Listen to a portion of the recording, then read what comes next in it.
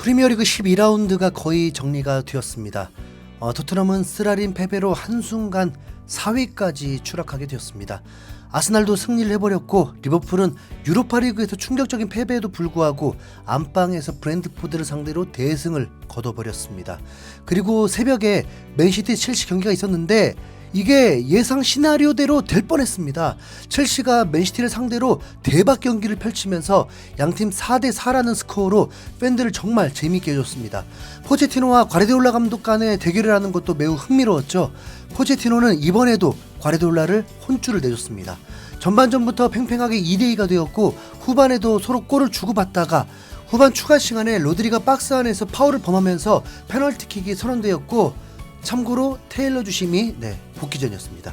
이렇게 비기게 되었습니다. 첼시가 맨시티 승점 2점을 날리게 해준 건 참 다행입니다.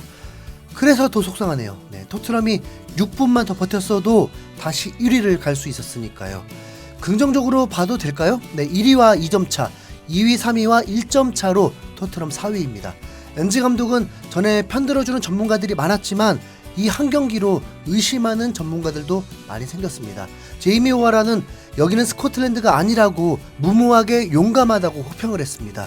토트넘의 상황은 정말 무리뉴 콘테의 상황을 데자뷰하듯 흘러가고 있습니다. 다음 경기 아스톤 빌라 맨시티전이 연기될 방법이 없을까 하는 반응들이 있기도 했습니다.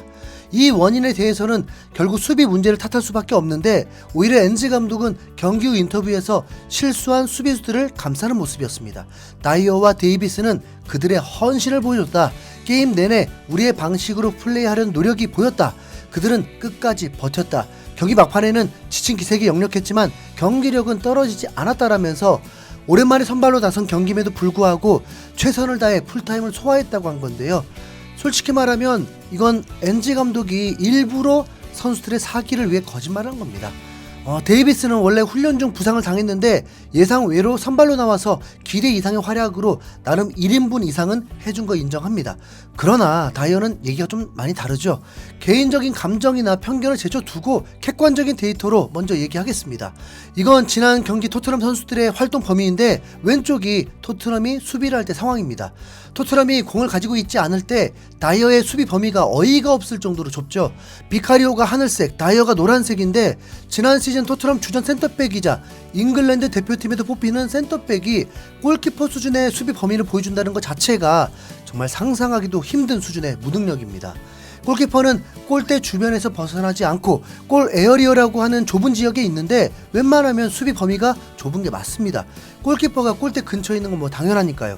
그런데 센터백이, 그것도 엔지볼의 센터백은 중앙선 근처까지 올라가서 압박을 하느라 수비 범위가 넓을 수밖에 없는 게 정상인데 다이어의 수비 범위는 비카리오 골키퍼보다 어쩌면 더 좁아 보이기도 할 정도입니다.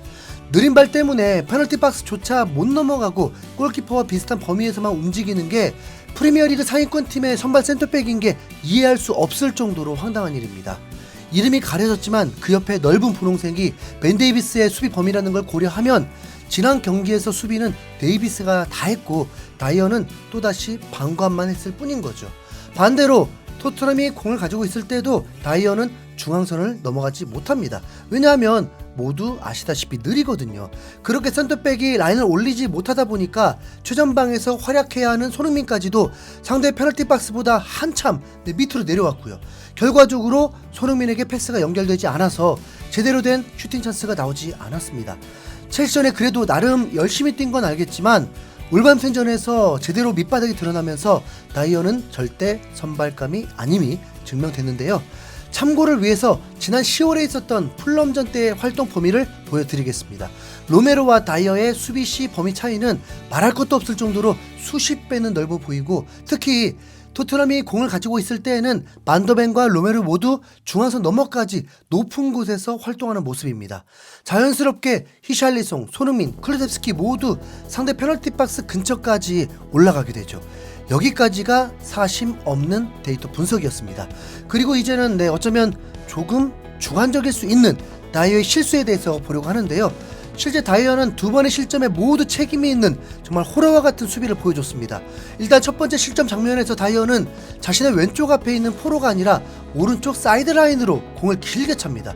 분명 로메로였다면 포로를 줬을 것 같은데 발재간이 없다 보니 롱볼로 처리한 거죠. 그런데 이 공이 그대로 라인아웃 되면서 울버햄튼의 감독에게로 향합니다. 경기장은 울버햄튼 홈이었고 공을 잡은 감독은 그대로 자신의 선수에게 빠르게 공을 주면서 매우 신속하게 공격이 진행됐습니다. 울버햄튼의 스로인이 바로 황희찬에게 연결돼서 쿠냐를 거쳐 사라비아의 골로 연결됐고요. 다이어가 포로에게 패스를 해줬다면, 아니 롱볼이라도 클루셉스키에게 전달됐다면 나오지 않았을 실점 장면입니다. 그리고 패스미스를 한 다이어의 위치는 쿠냐를 압박하지도 못하고 어정쩡한 곳에서 뒷걸음질만 치고 있는 상황이었습니다. 덕분에 모든 선수들이 쿠냐를 보느라 사라비아의 침투를 놓쳐버렸죠. 두 번째 실점 장면에서도 다이어의 실수는 크게 눈에 띄지 않을 수는 있지만 분명합니다.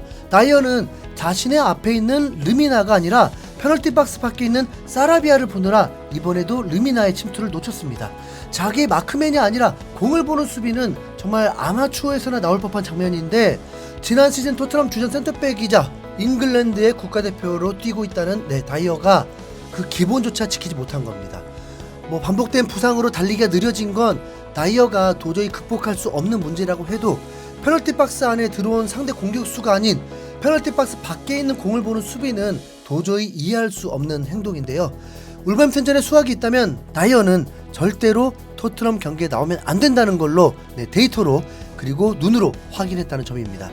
엔지볼과는 눈곱만 치도 어울리지 않는다는 걸 누구보다 확실하게 증명해 줬으니까요. 토트넘 팬들 역시 다이어의 호러쇼를 보고 다시는 선발로 나오지 말라고 빌고 있습니다. 다이어는 내가 생각했던 것보다 훨씬 못하는구나. 비카리오보다 수비 범위가 좁을 줄은 몰랐어. 다이어는 기본적으로 아무것도 하지 않아.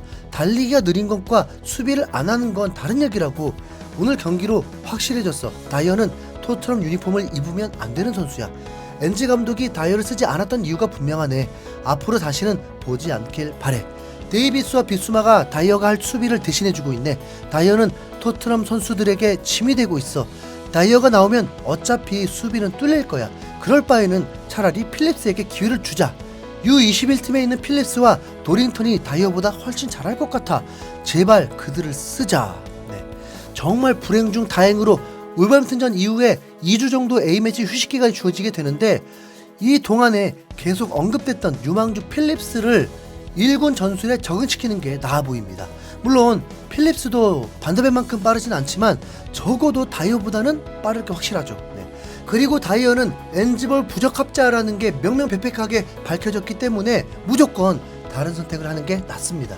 엔지 감독은 인터뷰를 통해서 최근 부상자들이 최소 내년까지는 복귀가 불가능하다고 했는데, 반더벤은 2개월 정도, 메디슨도 그와 비슷하게 두 선수 모두 내년에야 볼 수 있다고 했는데요.